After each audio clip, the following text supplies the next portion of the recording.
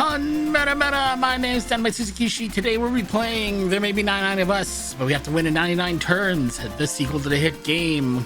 I have low stats, but my class is leader, so I recruit everyone I know to fight the Dark Lord.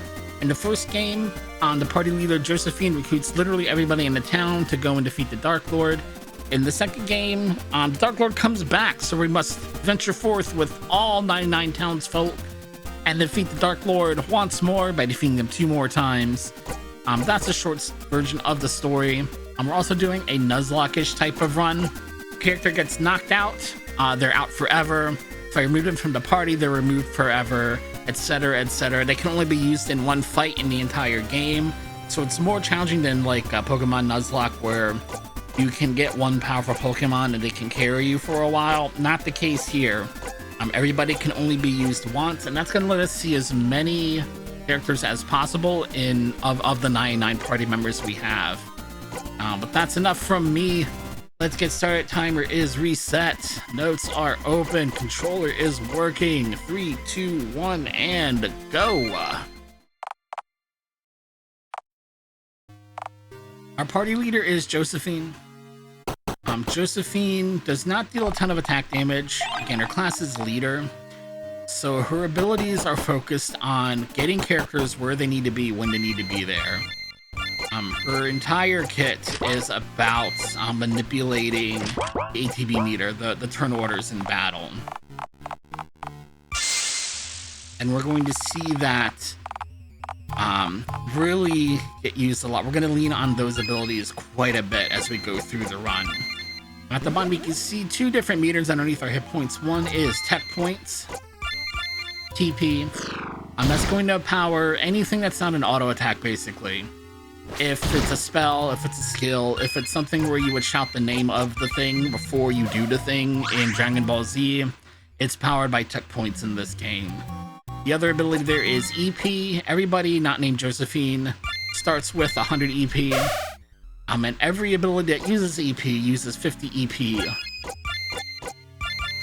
And those mainly power your Adventurer's Union abilities, like Union Power, which doubles your attack stat and your magic attack stat. But as you can see, it's very expensive to do that, and you can only use it a few times per fight. But we're pretty early in the game here. I don't have a ton of options. We're going to be using Union Power and auto attacking through this first fight against the Dark Lord ? And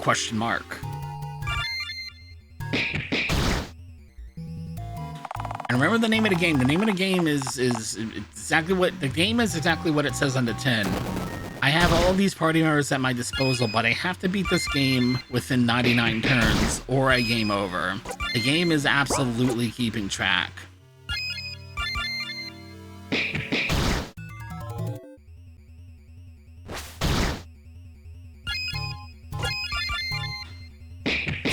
Swing. This might do it. Nice. We're through the first fight. Boom, boom. And since we're done with the fight, all these party members have to go. We're on the second boss fight against Rin. Rin deals sonic damage. Rin is going to shriek at the top of her lungs to deal AoE sonic damage, which will absolutely one-hit KO any party member that gets hit by it. Which is another good reason why everybody's out of the party would have gotten knocked out anyway, so it doesn't really matter if they were here or not. Right, now the rest of the townsfolk are going to join here. Unlike the first game, I don't have to recruit them one by one, although that is a fun donation incentive. But these party members are going to get knocked out by the second round of AoE damage, so I'm just going to go ahead and get rid of them so I don't have to worry about their turns coming up. And we're just going to skip ahead until Rin shrieks one more time. By the time I power those party members up, they're going to get knocked out anyway. So unfortunately, even though I didn't do anything with them, it's faster to just remove them from the party. And now I can bring in some party members I can do things with, like Nikki and Pravina the Pirate. And Nausicaa. I'm sorry, Andreas. And then Nausicaa. No! And let's go down one more page. There we go. As I said, Josephine's main abilities are to manipulate turn order, so she gives everybody a bit of a boost here. Everybody can power up and swing away at the boss, because the boss is not going to use that AoE ability again for the rest of the fight. Or at least if they do, it's so deep into the fight that if we see it again, something's really gone wrong.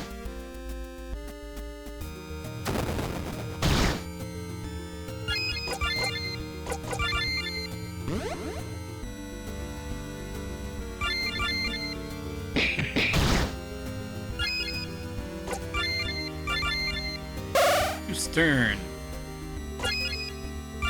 Reboosted, yeah. Nope, Nuzlockeish not powered up yet. There we go.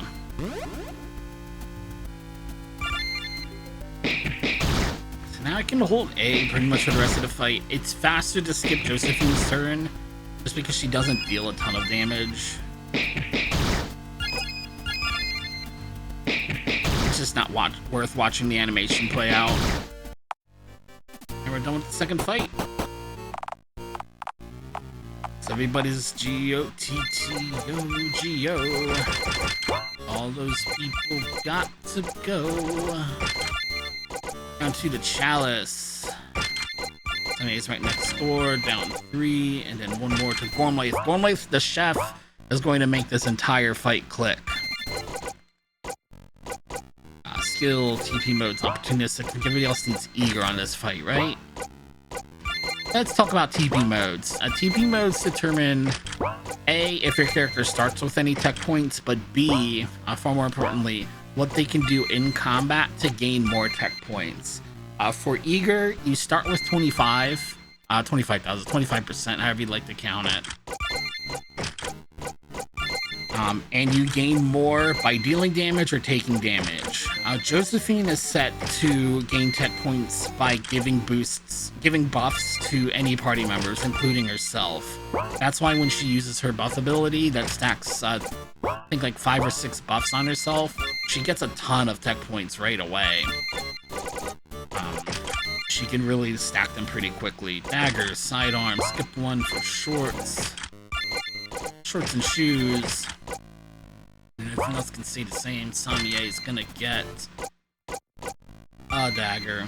Did I hit optimize? I hope I didn't hit optimize there. Dagger, shorts, and a cloak. I think we'll be okay if I did, though.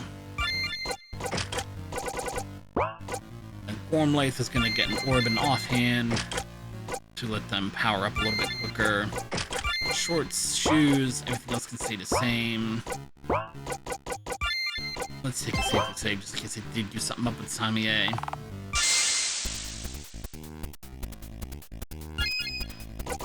And Eve, I did. That's okay. We're gonna make it work. Charles needs to be in the first spot. And they're gonna use something called Deduce Weakness. That's gonna let me deal double damage, but only for the next time I hit the boss.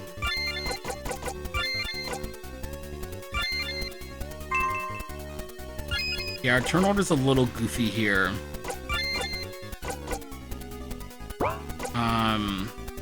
Something's not quite right, but we're gonna make it work.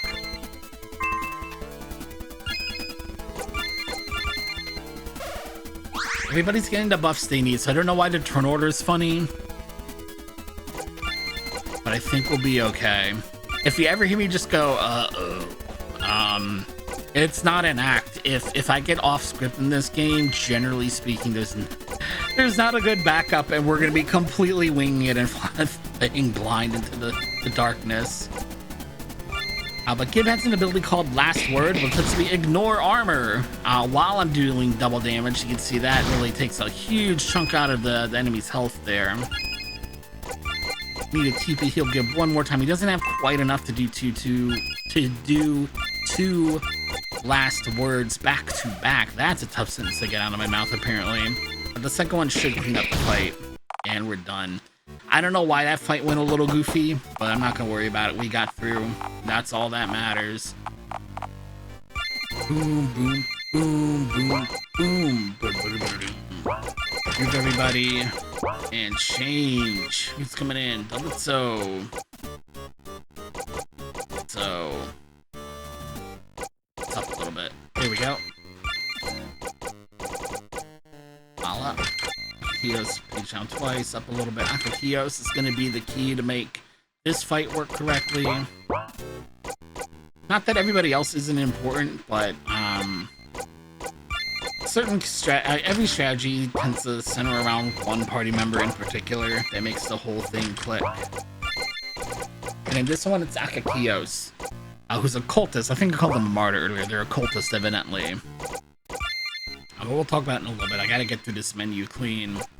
I also have gear sets now. You can see I have a sharp hook. It belongs to the sharp gear set. Not every item does, but most of the most powerful items are gonna belong to sets. And you can see the more items of the sharp set I wear, the higher my magic attack stat will get by quite a bit. More or less, the gear sets you wear are more important than the actual stats of the item. The stats on the item you can pretty much just ignore. Linoleum gives a very tiny boost, but basically to every stat. There's not a lot of ways to boost speed in this game, so sometimes you use that just to get your speed stat to a specific number. Damien. Voila, needs same stuff. Sharp hook, tablet. Sharp tablet, sharp pants. 2 sharp items. 2 linoleum items. Medallion. Give everybody eager. Yeah. 2 sharp, 2 linoleum, 2 sharp. And then a scarf. And I'm sorry, then a medallion. There we go. Akios just needs their basic gear, so we don't actually have to do anything with them. Sharp pants, 2 sharp, 2 linoleum, 2 sharp, and a medallion. Just a double check. Yep, everybody's got eager. I think I talked about TP modes in this run, did I not? It determines how you get more tech points in combat. I don't know if I talked about this one or not, but that's what it does. Eager also lets you start with 25% of your tech points anyway, which is good because now Akios is going to use Sacrificial Prayer. That's going to do a couple of things. It's going to deal damage to everybody. I am sacrificing everybody's health. In return, though, everybody gets a magic attack bonus, a speed bonus, and importantly, you can see since they took damage, they gained a little bit of tech points. I would not have had enough to to cast my AoE abilities if I didn't use Sacrificial Prayer to have everybody take some damage. So Akios lets me get turn 1 AoE tier spellcasting, and the fight is over. All of that menuing for less than a 1-turn fight, because remember, the bosses didn't get a turn, so that's a 0-turn fight as far as the game is concerned. It only counts turns, enemy turns, I should say. But I do still have to clear the game in 99 turns. The game is keeping track. It's right next to Sabai. Yep, sure are.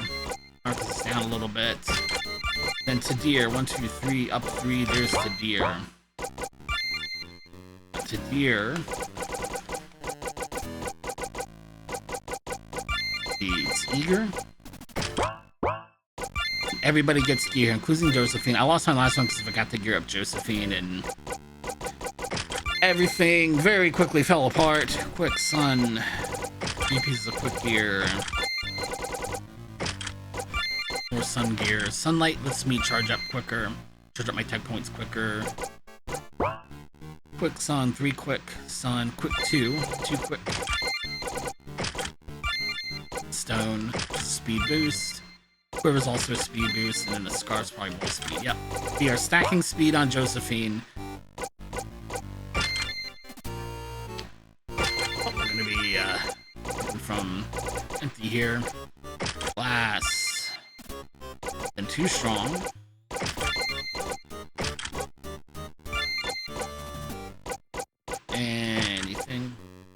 too strong. Wait, is there glass? Yep, glass. Glass too strong. Glass pants. Shoes. Oh, that's right. Can't do glass there. Is it a hair tie? That's one. That's another way the game differentiates between the characters, because it is very much a parody of the JRPG genre. If you can't tell, all 99 characters have different classes. In order to have 99 different types of characters, you have to find inventive ways to make them all stand out from each other. And one way the game does that is just with like certain gear sets. Like Tsubame has her hair tied up, so the hair tie is a permanent item. It counts towards certain item sets, it's just not useful for anything I need it to be, unfortunately. Too strong, anybody gear, glass, shoes, glass. It is tough to menu and chit chat at the same time sometimes. Let me get through this menu.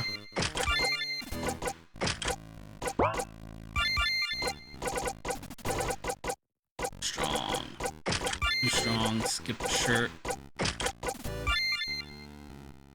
Glass, shoes, to glass. Okay. Another way that the game differentiates between classes and characters is the game has a ridiculous number of elemental damage types.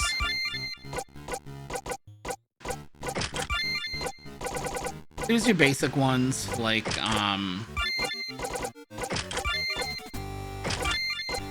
fire, lightning, ice, wind. There's also toxic, acid damage, glass, shoes, to glass. But then there's some far more unique types. Like there is social damage, there's toxic damage, there is occupational damage in the game, oratory damage, I think speech damage, writing damage, financial damage, legal damage, tons of different damage types. It really set the characters apart. Boom. I'm gonna boost everybody's turn here. And focus. Defense debuff on the boss.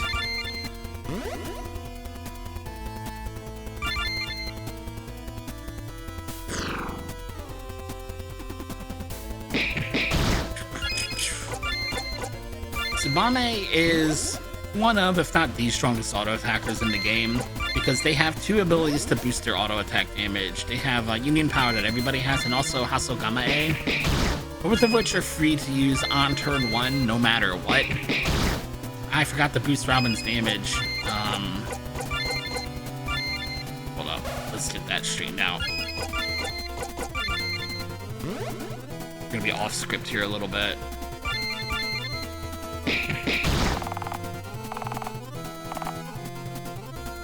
I was gonna get an extra turn. And plus I'm gonna knock Tsubame out. Yep, that's okay. We're gonna have to make this work, that's all. We're gonna be here for a little bit longer than we should have been, because I mismenued.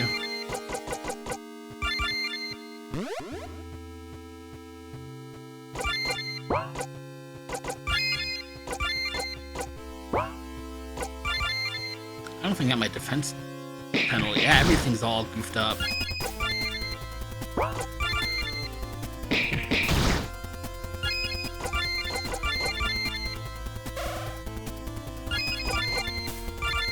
How did you not have defense down?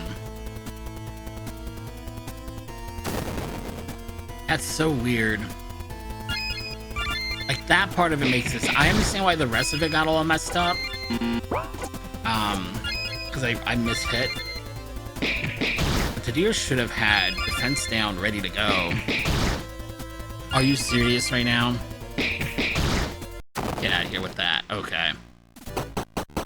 And there's a missing split in my notes, so I can't actually take the split yet, or I'm gonna get my notes thrown off. Get everybody out. Change. Who's coming in? Just oh, this fight's fun. Gun 3, there's Latoya. We're gonna gear everybody up here. Josephine's getting something called plot armor. Plot armor is just that, it's plot armor. It means Josephine can no longer die as long as she's wearing that. Plot armor also means she cannot use the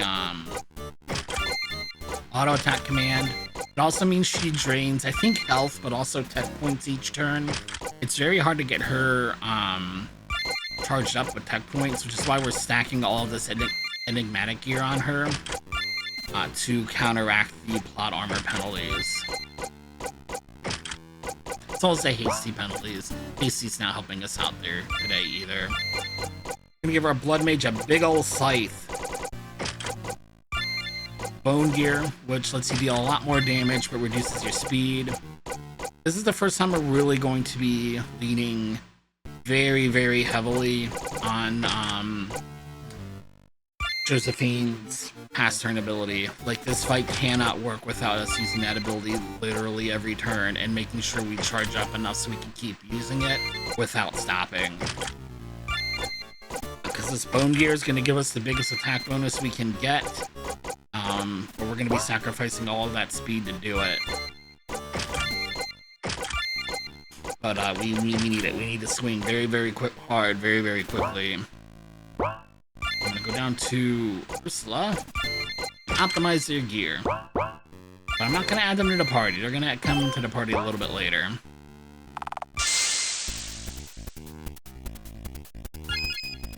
I've been working on this fight pretty much all day, so if the new strategy goes sideways, I'm gonna be really upset.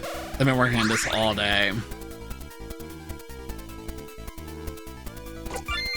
We're going to pass to Latoya. Latoya is a blood mage. She has an ability that deals a ton of damage, but you have to sacrifice everybody's hit points to do so.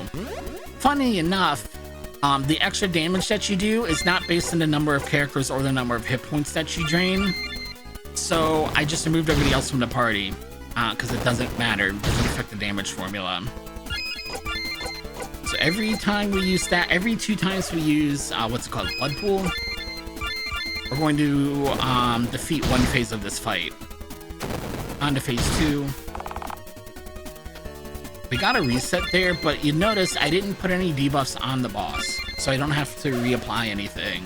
This is just straight up flexing a high attack stat. And since Josephine has plot armor, we can keep draining her hit points over and over and over and over again because she has unlimited hit points. Now we're about to clear phase 2, so now, excuse me, now let's swap in. Uh-oh, am I down? Page down 1, where's Livius? There's Ursula and Livius. Let's swap in some other party members. And one more time, use blood pool. This is going to eliminate the second phase of the fight.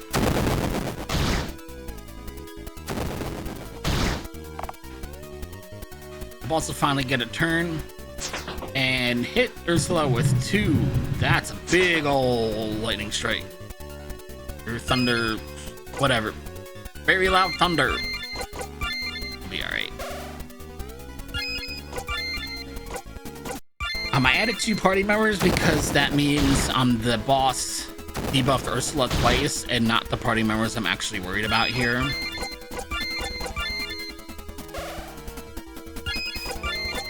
And now we have to buff our damage again. I'll probably be here for 1 extra turn. The thunder threw me off. I forgot to buff my damage on the last attack. But I already know that the backup here is going to work out just fine. We'll be okay.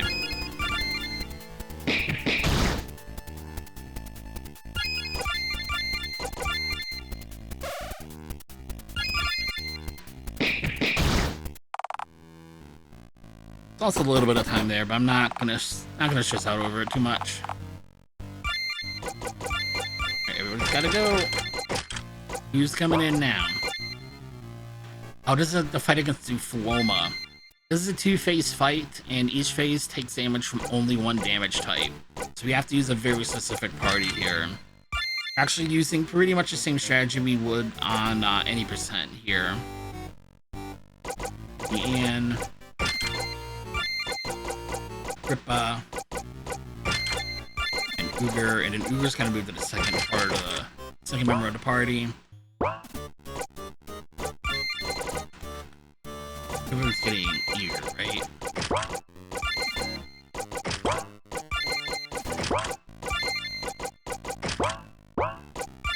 That's right. Nope, Deanne's getting protective. Let's do that now, or I'm gonna forget. Everybody else is getting eager. Okay. Got a naughty rune set now. Big attack for a defense penalty. But bigger than I think the glass gear or the strong gear. Right, where is this gear? Naughty. 3 items per charge set. 1, 2, 3. Torturous gear, you can see it has a negative lifesteal effect. Which means whenever I deal damage, I'm going to take some percentage of damage back. That's the penalty for dealing so much extra damage by using Torturous gear. Glasses. Torturous. And Naughty. Match the weapon. Okay. Lord's gonna get a similar set, but a little bit different.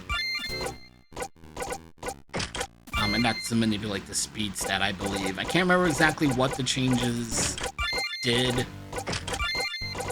but giving one person a better gear set than everybody else somehow made the fight click. Big shrug. It must have been something to deal with the speed stats. Because I think the charge set in general happens to have some speed buffs on it. Still one set of loyal gear, or 1 piece of loyal gear. 6 pieces of the brand new Moonlight set I just picked up.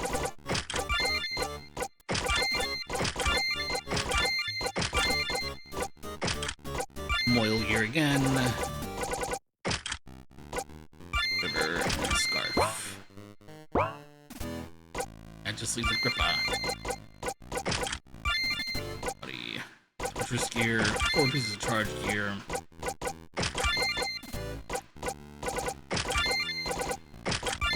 One, 2, 3, 4 pieces of charge gear. Pieces of Torturous gear. And hold on. Glasses. Torturous gear and Naughty. Okay. Let's say just in case I missed something, but I think we're good to go.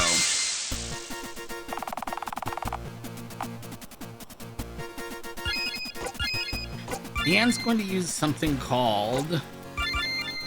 What's it called? It's an aura ability. Called Saboteur. Which means until Deanne gets knocked out, she's going to inflict a magic defense penalty on the boss. Which is important again, because we're going to have a phase change here. You stop tier 1 magic. And then look at the ATB here. After this attack. See, Willard's got a turn here, and watch, when I use my union power, everybody's ATB is going to click a little bit more. Use tier 1 again.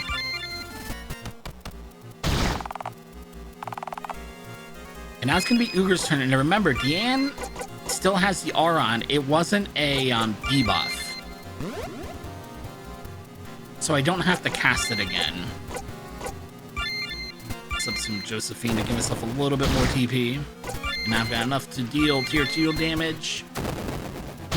Boom. Done. I didn't get to finish my thought with the ATB meters, but we're past it now. Sorry about that. Also looked like somebody's speed set was a little bit higher than it should have been, but we made it through okay. Because sometimes those 2 characters are like right back to back. Hold on, I'm on the wrong split, aren't I? Well, we'll figure it out later. Ludwig. You go back and then skip the split, don't I? Okay. Jose Bojan, down one. A bit more. It's Isabel. The other two spots are empty. Got plot armor on and make my non-merciful gear merciful gear. Going to give me a big speed boost without costing me tech points every turn. It's just flatly better than the hasty gear. Bojan's going to get a great sword. It's a naughty gear. Cheer. Cheerful is going to increase karma. Karma's a fun stat. The higher your karma is, the more damage you deal, but also the more damage you take. And there is a way to increase enemy karma as well. Naughty, naughty, cheer, fossilized. Naughty, cheer, naughty, fossilized.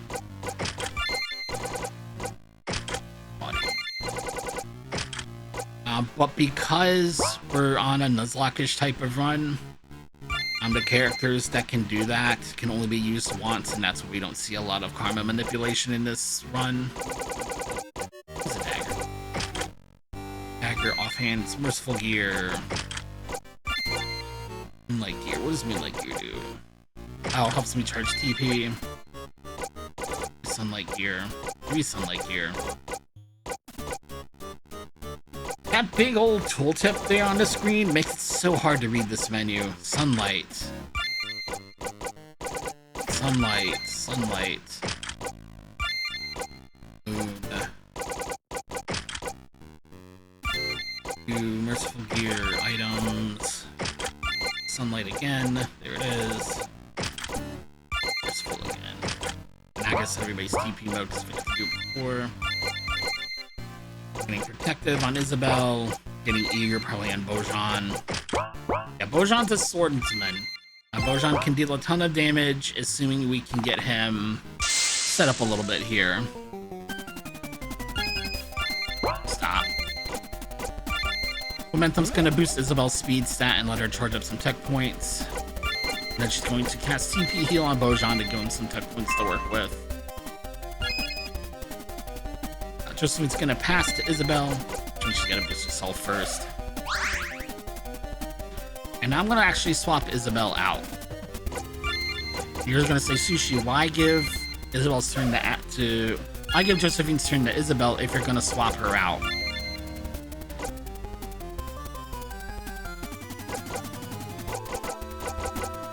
That's because Adelaide has an aura ability that increases the attack damage for everybody in the party by a little bit, just as long as she's standing in the party. She doesn't have to do anything. So Bojan's gonna double his attack damage. He's gonna get a little bit of a boost from Adelaide. I'm gonna use Krieg. It's gonna let me use 4 attacks right in a row. Boom, boom. First you take out the first phase. Once you take out the second phase, it's taking out 2 phases in one go. And it's Bojan's turn again. Let's do that one more time. And we're done. See, the menuing takes so much longer than the fighting in this game. Once you really get everything boiled down to the brass tacks, basically. Move. Oswald's near the bottom.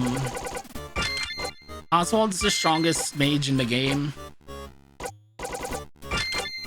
Oswald deals more damage as long as his health is at maximum. There's Ronan. Zusa also has an aura ability. That's their only function, is to stand there and look pretty, unfortunately for them. Come on. Everybody's getting eager. Oswald's getting eager. Silak's getting eager. Nope, Silak's getting protective. Silak the Seamstress is an interesting character. They deal occupational damage with their Seamstress-based abilities. But also, whenever they deal damage, they lower the magic defense of whoever they deal damage to. Okay, put a bell on. Charged gear.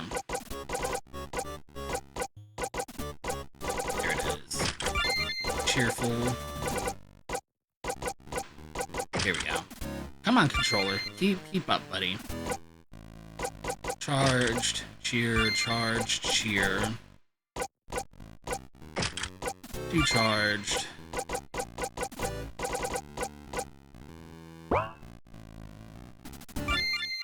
Charged. Where's charged? That tooltip's right in the way, yo! And 4 cheers. It's like, I know it's there. I know it's in front of me, and I can't see it, because the menu itself is blocking my vision. That's such a weird problem to have. Alright. Quick. Sealak can deal nice damage. She can deal pretty good damage. But really, I need her to get the magic defense penalties out as quickly as possible. That's why we're going to be stacking speed on her, even though she's a DPS. I need her to go... Quick, Moil, short shoes. Moil, quick, short shoes. I can read. Short shoes, industrial. Oil here.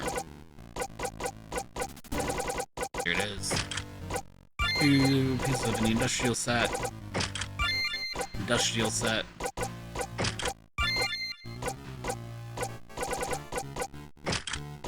Quiver. And industrial set item again. There it is. Ronin has at least 182 speed. They're fine. Just doesn't need to do anything. They're fine.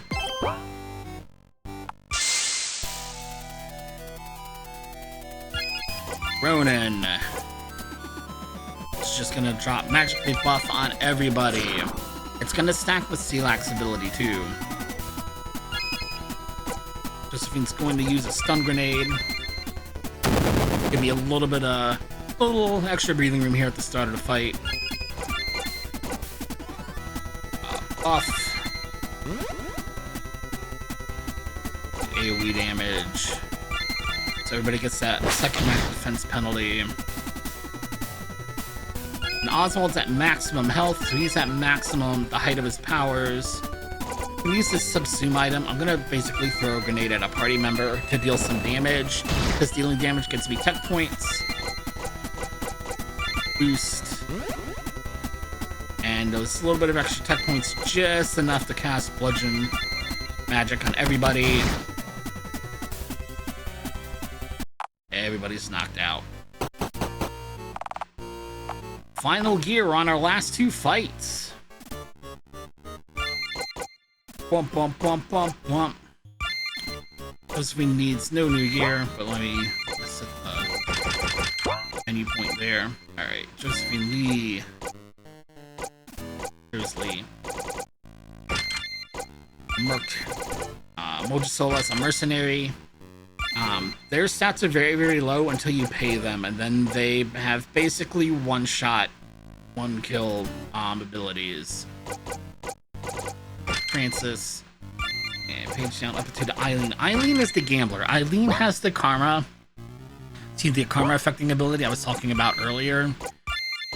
Eileen's going to let everybody deal double damage. She gets vengeful. Francis gets eager. Eileen gets protective. Alright, let's get everybody's gear in order. Josephine needs no new gear. Quick 2.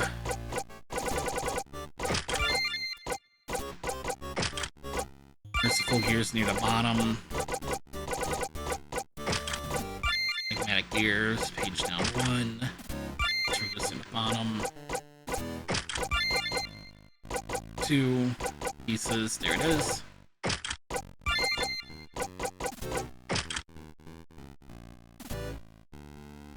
Enigmatic. Quick 2, Mercy, Enigmatic, Mercy 2, Enigmatic, Mercy 2. Sorry, let's mix up 2 lines of my gear set here. Mercy,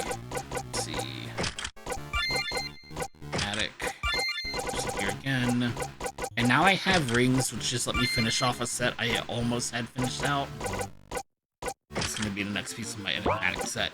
Moja Sola is gonna deal tons of damage, so we're stacking strong gear, we're stacking attack damage, glass gear, all that fun stuff again. Strong, the armor that I can't remove, glass. It's glass gear. Attack gear. 2 pieces of glass gear. 3 pieces of... 1, 2, 3. It's a glass gear. There it is. 1, 2, 3, and then a ring. That great. Francis.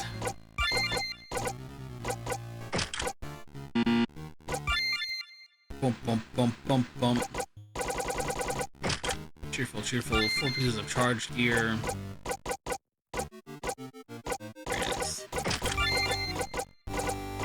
Charged. Charged, charged, charged. There it is. Charge, charge, charge, charge. 4 pieces of cheerful gear.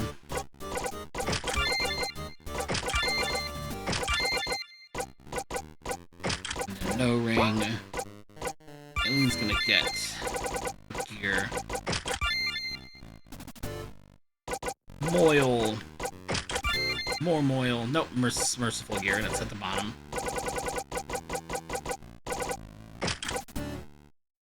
Merciful. No, merciful. Quick. Merciful. Enigmatic 2. Oil gear.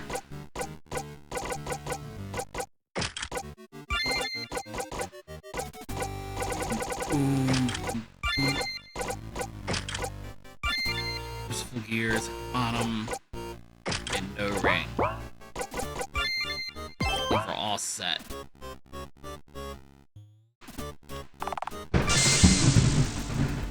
Ooh, scared the hoo out of me. Lee is going to use power, not momentum. You'd think you'd want a speed boost here, but you don't. I don't want them to be too fast.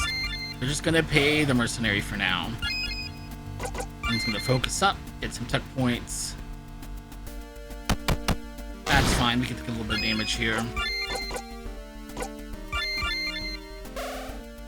Crawford's gonna pass the turn to Moja Sola. Moja Sola, when they've been paid as a mercenary, I think this ability is just 100% unblockable,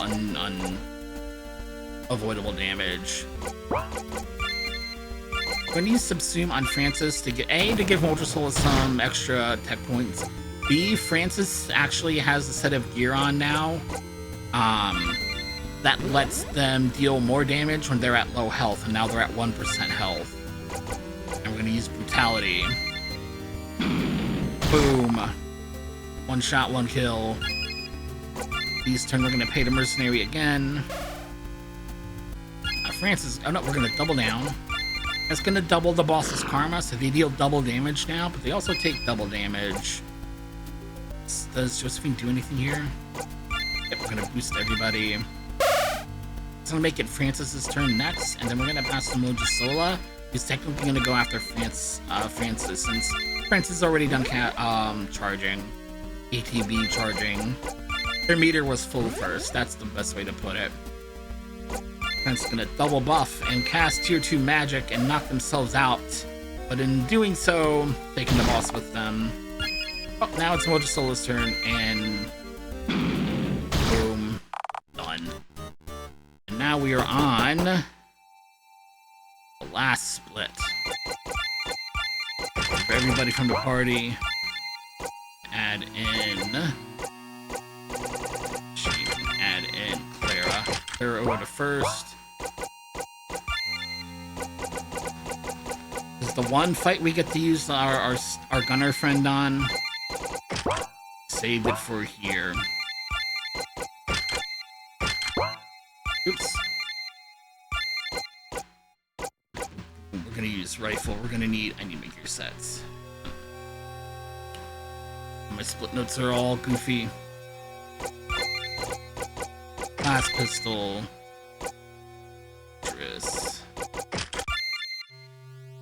Last gear. Oh, quick gear. Okay. Last torturous quick. Last gear again. Pieces of sun gear to help them charge up a little bit. I wish I could disable that tooltip.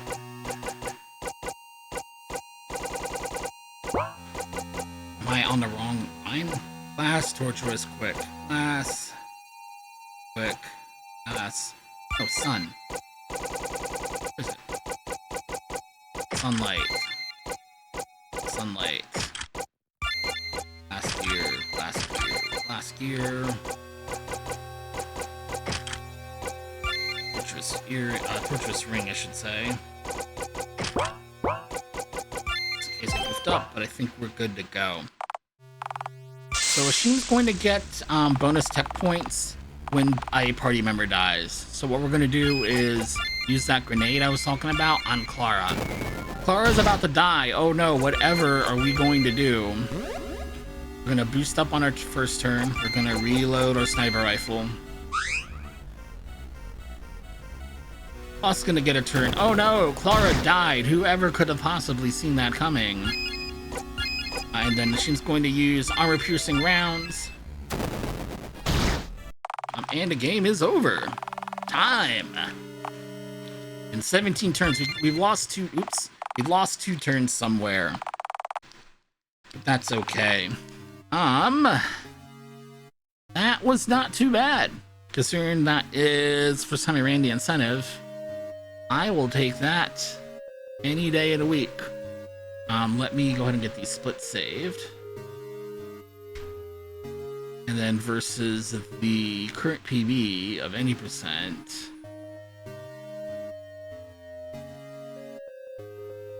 $36, so it's like a 10-minute incentive.